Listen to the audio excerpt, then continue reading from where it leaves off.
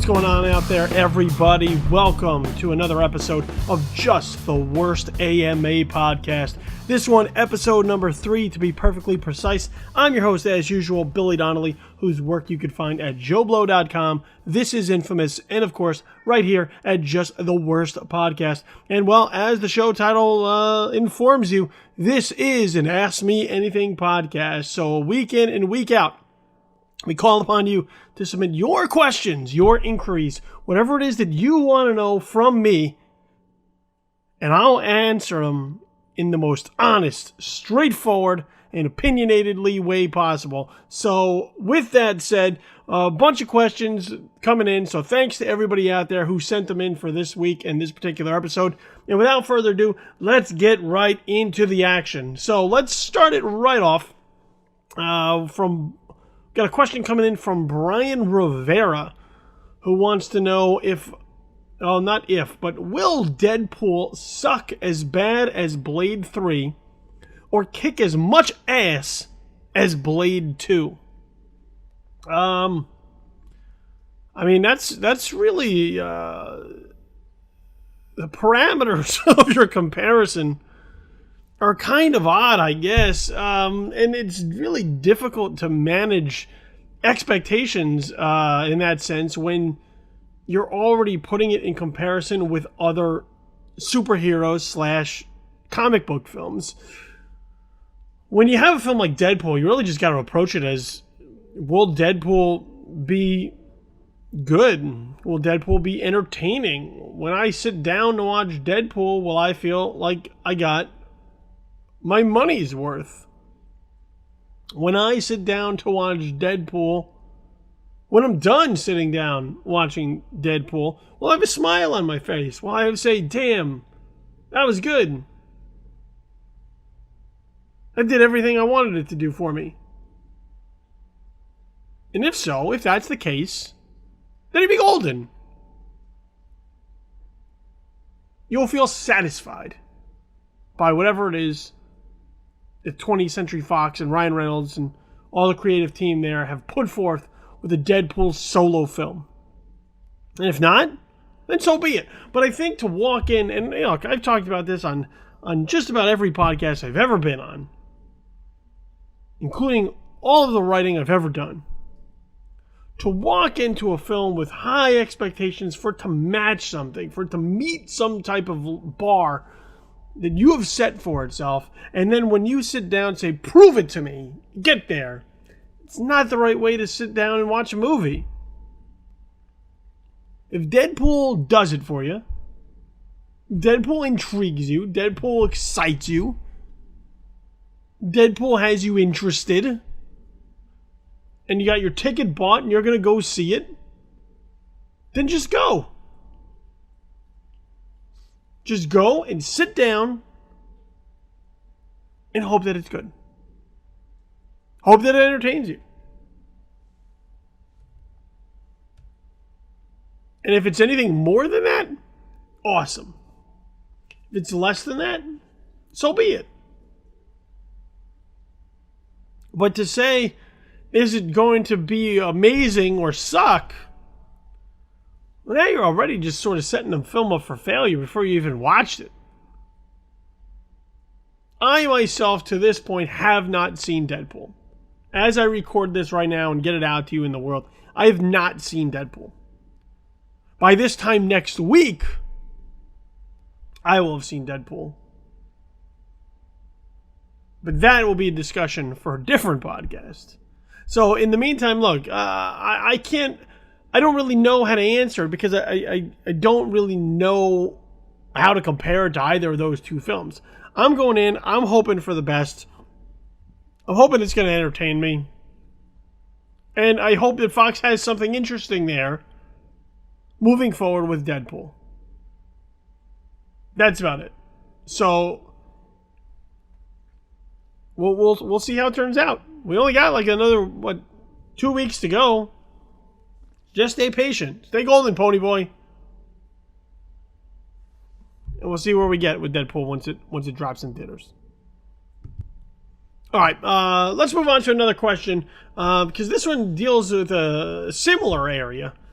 This is from Alex De Los Santos, who asks, will the now almost certain box office success usher in a new era of comic book adaptations being true to their source material and embracing the R rating where necessary, or will Hollywood turn a blind eye and keep churning out interchangeable PG-13 action movies? With the almost certain box office success, I imagine you are then referring to Deadpool, which at this point is tracking pretty well, at least in the United States. How that film is going to translate overseas, I do not know, because let's not forget that this is a film that is no longer going to be shown in China. The censors have actually said you cannot have this because of the nudity and the violence. No Deadpool. So that takes a huge market off the table for Fox to generate any real box office money at all over there. But at least here stateside right now, it's poised to do pretty well. The thing about Deadpool is, look, you're not going to see some sort of new era of comic book adaptations going R. You're just not. I hate to break it to you. I don't know what kind of fingers you had crossed or hope you were holding on to, but it's just not going to happen.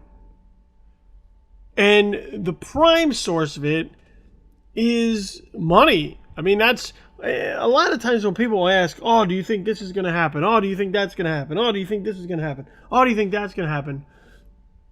When it comes down to a movie, or even, well, why do they do this or why do they do that? Money is usually the answer. And the reason that you're not going to get an R rating on many comic book films moving forward comes down to the money. A PG-13 rating opens it up for everyone. A PG-13 rating opens it up for everybody. You don't need a parent to take you to an R-rated film if you're a teenage filmgoer or fan. If you're old enough on the spectrum, let's say, actually, if you're young enough on the spectrum, 7, 8, 9, you're not really going to the movies anyway. Somebody's taking you. If you're in the middle of the spectrum, 13, 14, 15, maybe your parents drop you off, well, now you can go. And if you're older and you're a fan, you're already going to go. So the PG-13 rating really doesn't affect you all that much. The thing about an R rating is an R rating restricts who can see the film on the bottom end. And when you're talking about the amount of money that gets poured into these films, they're not going to restrict the audience that can go see them. They want to open it up as wide as they possibly can to get as many people in there as possible. As many asses in the seats as they can sell tickets to. That's what they want for their films. Period. Because when you're talking about a film, let's just say Captain America Civil War, for example. Okay? Captain America Civil War has an incredible budget. They don't make middle of the road superhero comic book movies anymore. If you're going to make a comic book superhero movie at this point in time, there's going to be a lot of resources poured into it, i.e. a ton of dollar bills. And to make sure that you make good on that investment of money, you need to make sure that you open up the floodgates for as many people as possible to come and see your film. So you can't say, well, this gets dark, and then say, well, we're going to be true to our source material and go for an R and limit your audience. This is irresponsible. And too often we get hung up on the rating system. I understand that there is sort of this stink attached to a PG-13 rating right now when it comes to action films and whatnot, because of the fact that in order to achieve PG-13, the language is toned down, the violence is not really toned down. You still get a great deal of violence and action set pieces and stunts. It's just you don't get the blood with it. But is the blood really all that necessary? I mean, look, the thing that I would knock on a PG-13 action film is that it feels more cartoony. It's less grounded. And as a result, I think there are outside ramifications for people witnessing that behavior where they don't see any sort of real consequences or repercussions to this type of activity or behavior. Beyond that, though, a PG-13 movie now gets away with a lot. A lot. A PG-13 movie now is probably the equivalent of an R film about 20 years ago. With the exception of sex and nudity. In that regards, we've taken steps backwards. But when it comes to action films and violence, we've really opened it up as far as what a PG-13 movie will accept that previously they would not.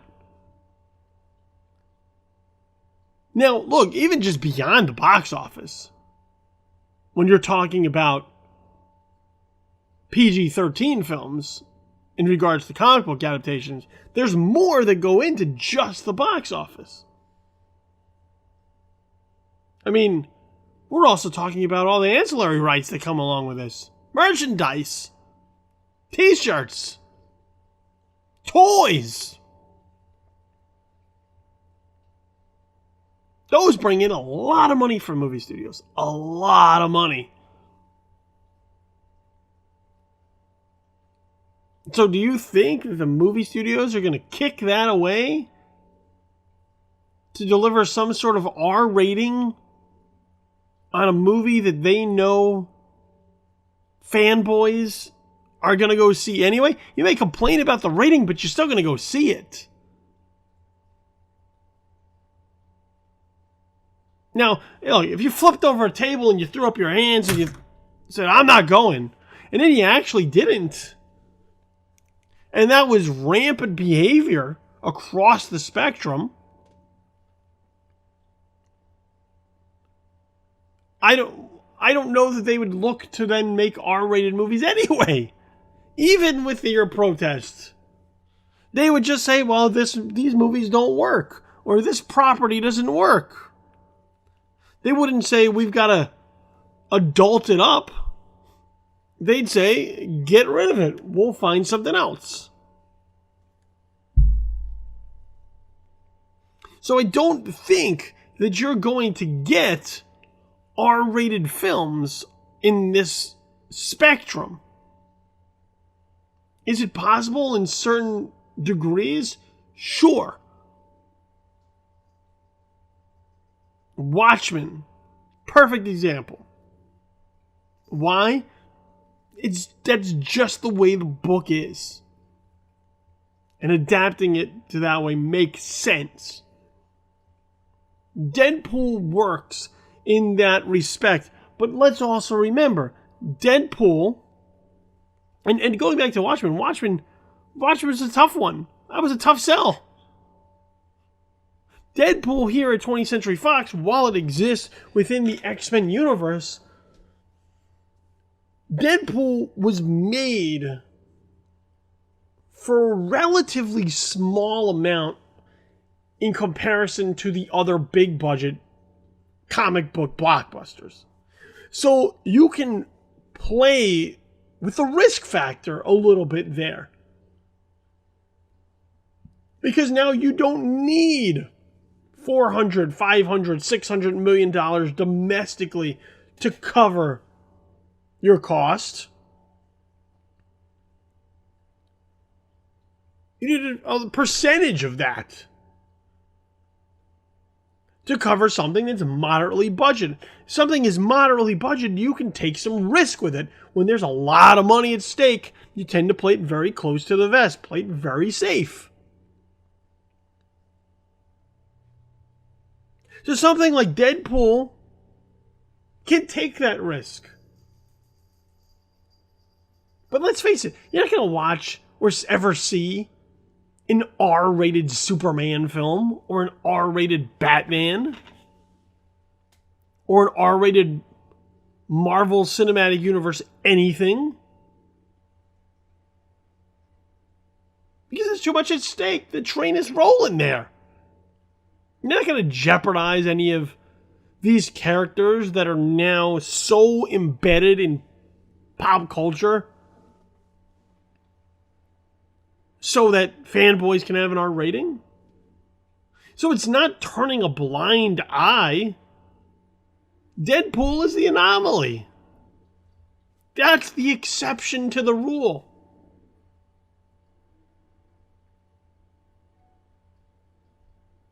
So PG-13, it's going to be about all you get.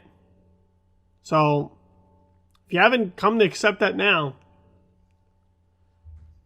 I'm going to start. Because those times, they're not a-changing. Sorry, dude. All right, let's move on to another question. I actually got a couple of wrestling questions this week, which is fine by me. If you've heard Just the Worst Wrestling podcast, you know that I'm a huge wrestling fan. So I'll always take a wrestling question if that's what you want to shoot in my direction. It doesn't make this a wrestling show. It just means that by all means, I'll take your wrestling question. So I got two. One deals much more with wrestling just in general. Specifically, one deals with some wrestling stuff. And this one comes from Nathaniel Klitzberg, who wants to know, well, here's his question. He says, I'm not much of a wrestling guy, but I'm curious as to what you think may need to happen in the future for Hulk Hogan to be brought back into the fold after the whole fiasco with his racist rants and the sex tape. That's a good question, Nathaniel. And, it's something that I've been thinking for a while.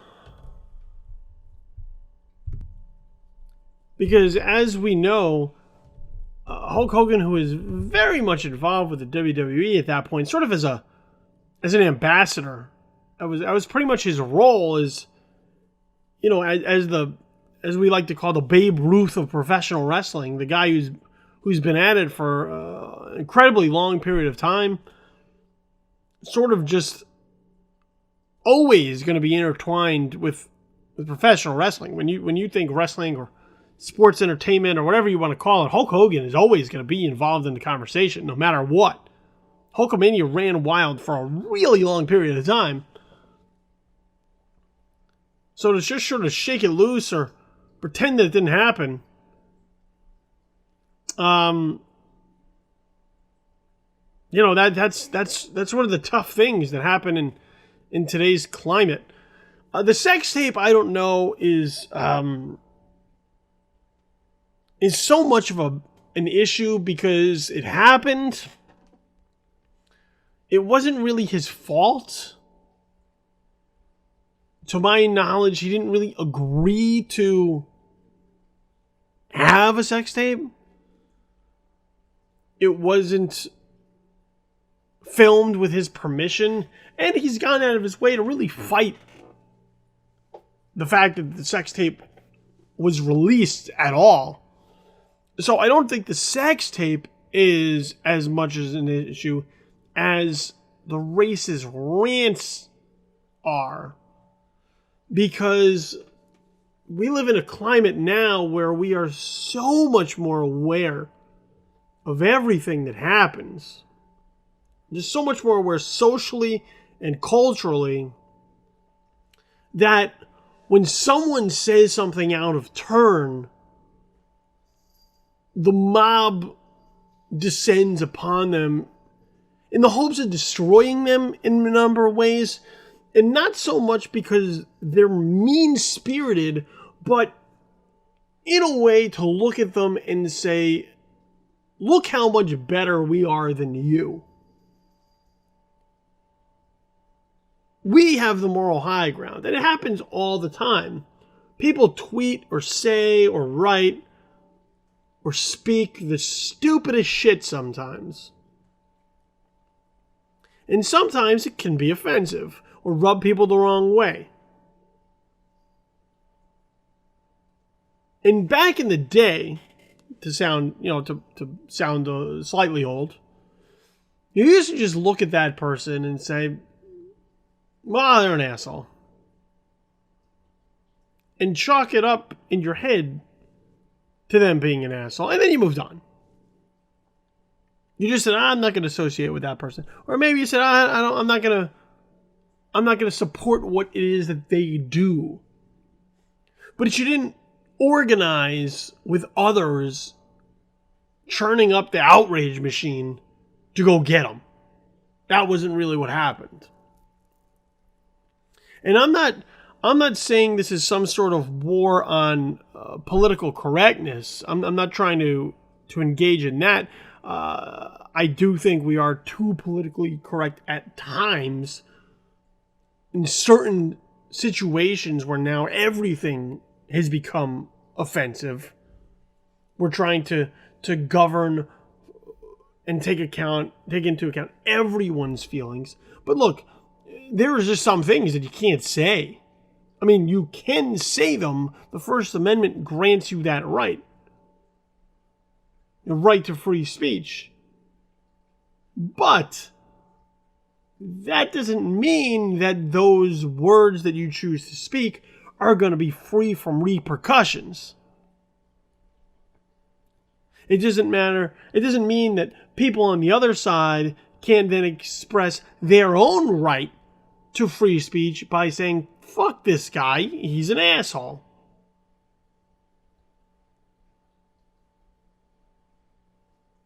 And the thing that you can't do is you can't say racist shit. You just can't. Period. Ever.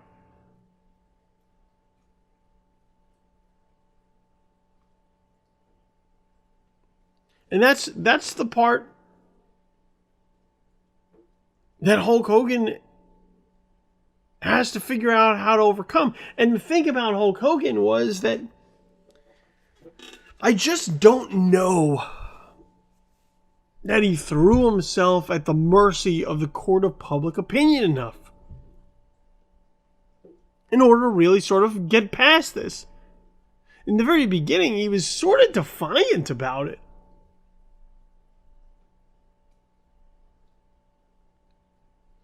Sort of like, hey, look at these black friends I have, and we're saying I'm okay.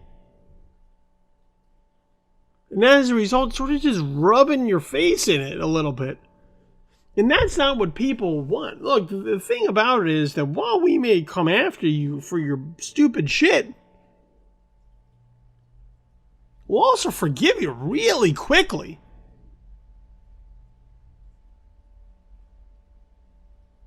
If you kneel before the mob and say you're sorry. And I don't mean, a bullshit apology like, I'm going to go to rehab for what I said. Nah, I'm talking like a legitimate apology. Like, I'm sorry what I said. It was really dumb.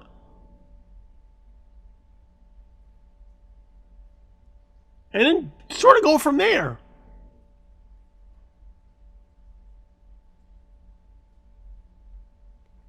So what does Hulk Hogan need to happen? I don't know, man. Time?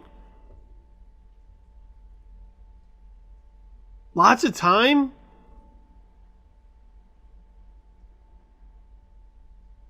As awful as it sounds, maybe getting sick. People tend to view the best version of you when you're not doing so well.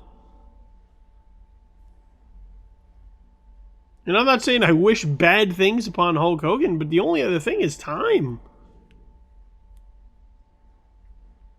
Time to sort of let the smoke clear. Time to let the dust settle. Time to let people not forget, because I don't know that they're ever going to forget, but maybe just have their memory fuzzy a little bit about that thing that he did a little while ago that seemed really bad at the time, but shit, I love Hulkamania. And I understand, look, Hulk Hogan's not a young dude. Not anymore, at least. And you wish something like this didn't happen to him. I mean, hell, Hulk Hogan was one of my heroes as a kid. But I think that's the only way you get past this. And the WWE is not going out of their way to bring him back in. That's a publicly traded company. They got a lot at stake. They don't want to be associated with this guy who said these awful things, in addition to perhaps cutting off a fragment of their audience who will say, I can't support a company that supports this guy.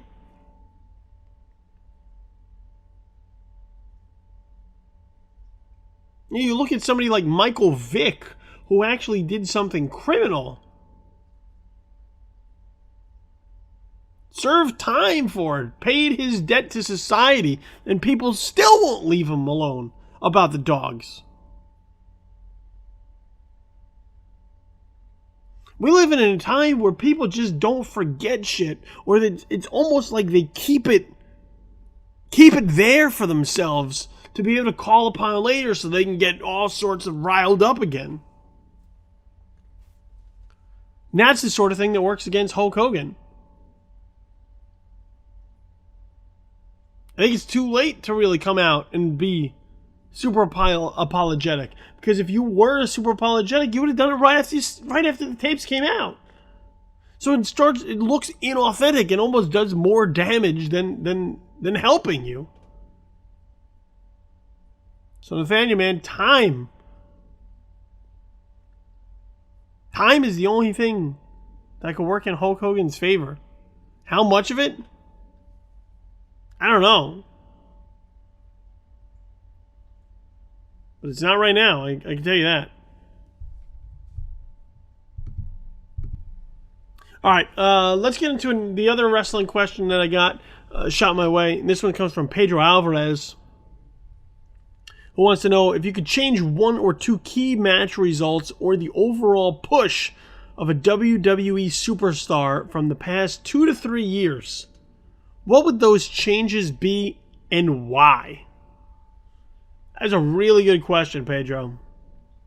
And I looked at this and I really started to run through my brain, just rack my brain, trying to figure out what I might do differently looking back. And look, there's a lot that you can look at the WWE in the past 2 to 3 years and say, I would absolutely do those things differently. But there's a couple that stand out, at least in recent memory. At least 3 I can think of. Number 1, I think, would be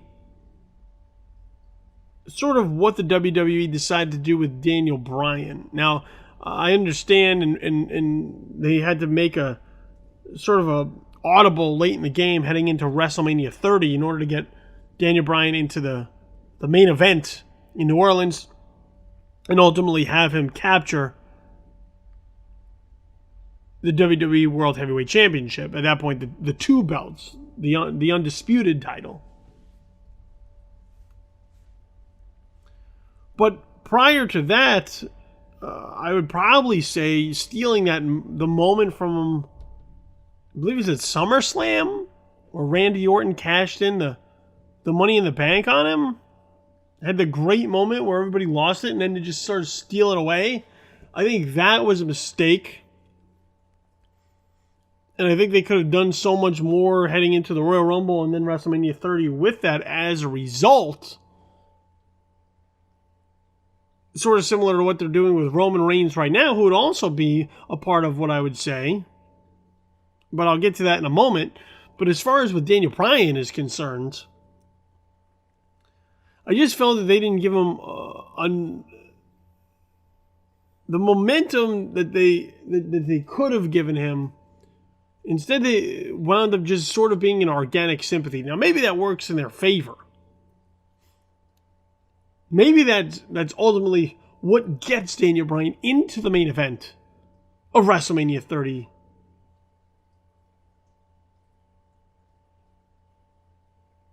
But I think coming out of WrestleMania 30, sort of the push, so to speak, that Daniel Bryan was given as a championship contender, or not even as a championship contender at that point, as a legitimate champion, I think was weak. And this is something that the WWE has done in the past before, which is that they give the people the champion that they're asking for, and then they really don't back it, so that when it fails, it's almost like they throw their hands up and they look at it and they go, "Ah, see, we told you, we know better than you." And he did it with Rey Mysterio in the past. Chris Benoit was somebody at that point in time. They did it with him as well. Eddie Guerrero, the first time around, they sort of did it with him, which is that they sort of pushed them as these underdog champions rather than just strong champions. And that doesn't really, in the eyes of the fan base, solidify or cement your champion as somebody who should be holding that belt. So with Daniel Bryan coming out of WrestleMania, then sort of have him just hanging around with Kane. I mean, that might have been great like 15 to 20 years ago, but right now people don't look at Kane and say, that's a guy who challenges for the title. And they did it, and the weird thing is that they did the exact same thing sort of 2 years in a row. Coming out of WrestleMania 30, who they stick Daniel Bryan with that doesn't really add any juice to his title reign, but Kane. And then later after WrestleMania 31, following the victory with Seth Rollins, cashing in his Money in the Bank and winning the World Heavyweight Championship, who does he get saddled with but Kane? It's just not exciting to watch, and it's not a way to help build your champion. So I think those were two instances. Another one I would have to say would be Roman Reigns. At last year's WrestleMania, not even WrestleMania, but before that at the Royal Rumble, just a poorly booked Royal Rumble to do him absolutely no favors whatsoever.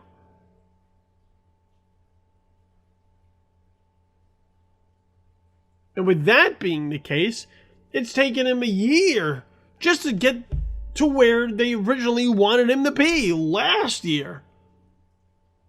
Pushing him as a babyface, as a hero of sorts.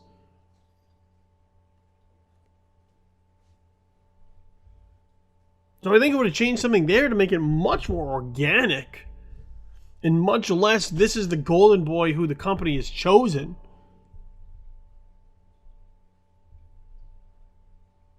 And then the final change that I would make, since I'm on a roll here, would be what they've done with Bray Wyatt, which I don't think is very much. I've spoken of this recently at length on the wrestling podcast, which is that Bray Wyatt and the Wyatt family have no teeth. They're not menacing.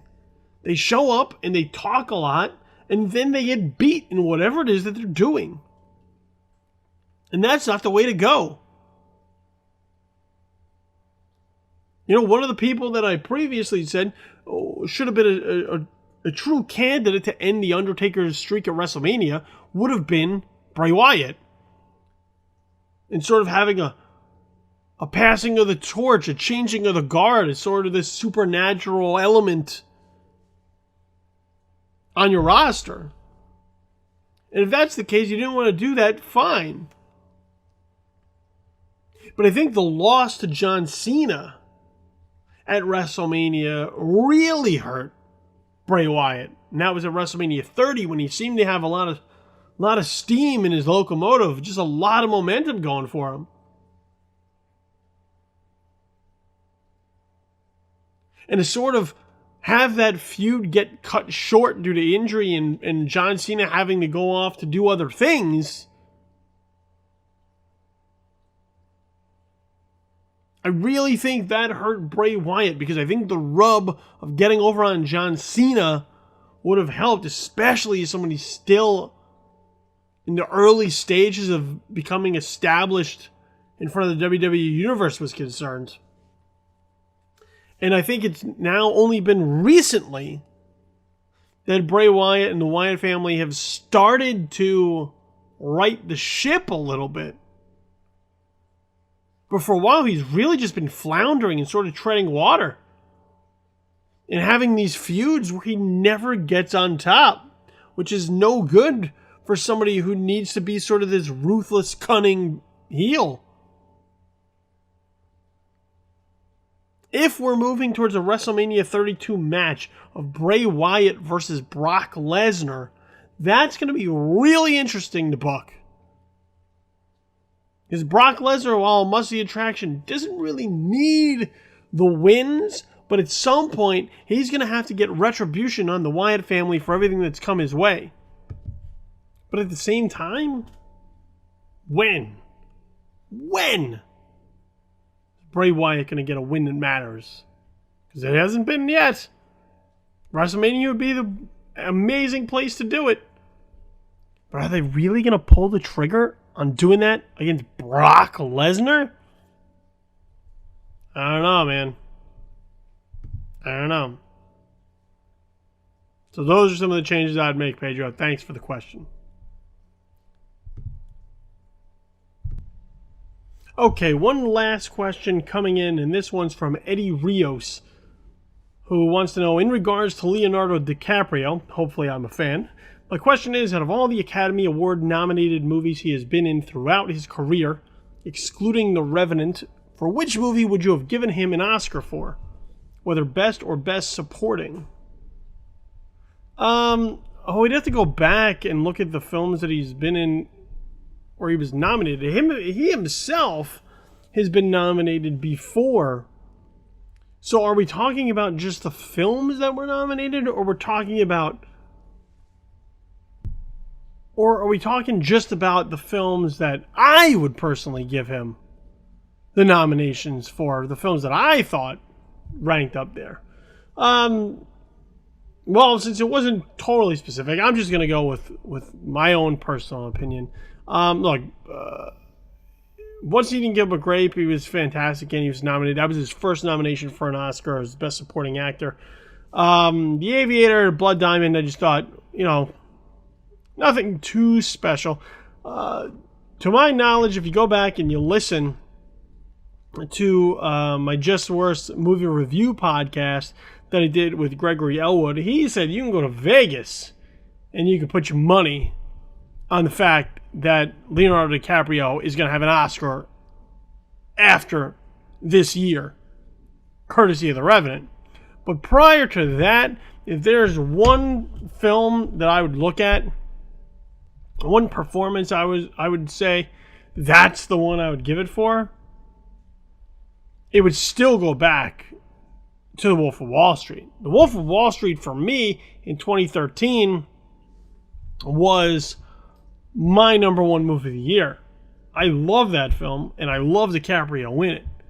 I thought that was one of the few times we've actually seen DiCaprio do comedy in a number of ways. And I think the one physical comedy, sort of the pratfall scene of him dragging his body to get into a car, having been just so drugged up on lewds, I believe, at that point. That was something we'd never really seen from DiCaprio in his career.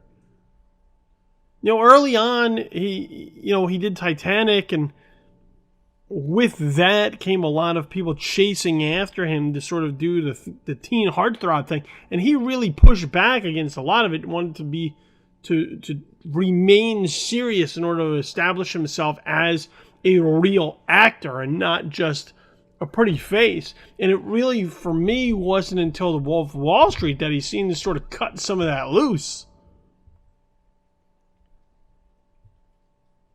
Now, the problem you got to remember with some of these things is who you're up against, who some of these films are up against, the performances that you're up against.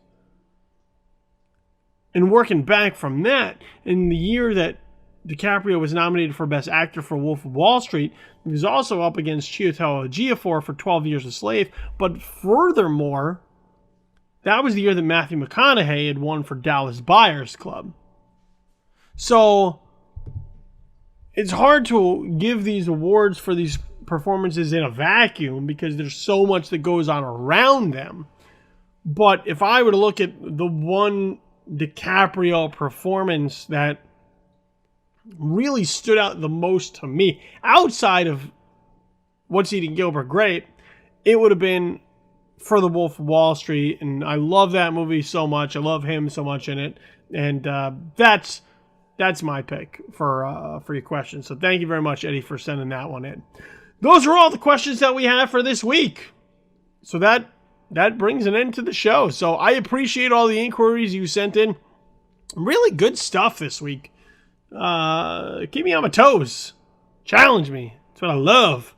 So, by all means, keep sending them in. You can go ahead and you can send them in on the Facebook page, facebook.com/Billy the Kid. You can send them in on my Twitter.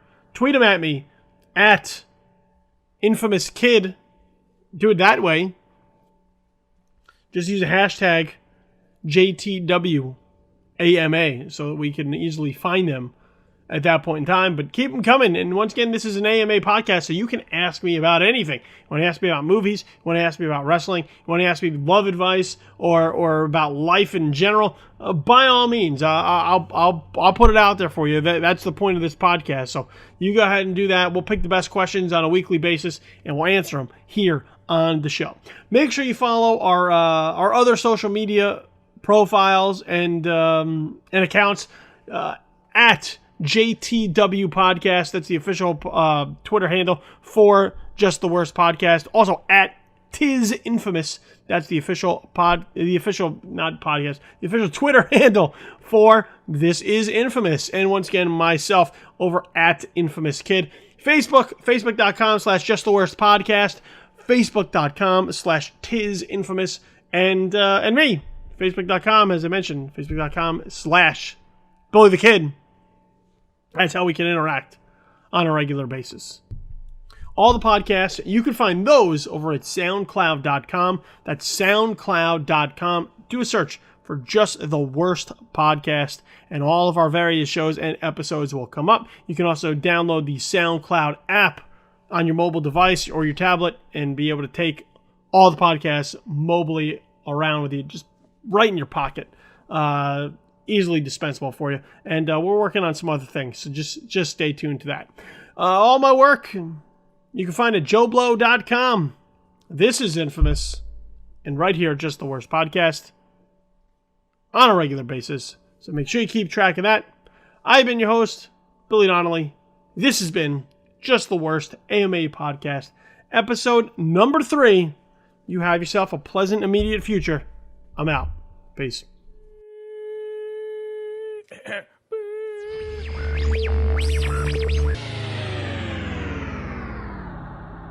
Just the Worst AMA Podcast, episode number 3, has been a presentation of Just the Worst Podcast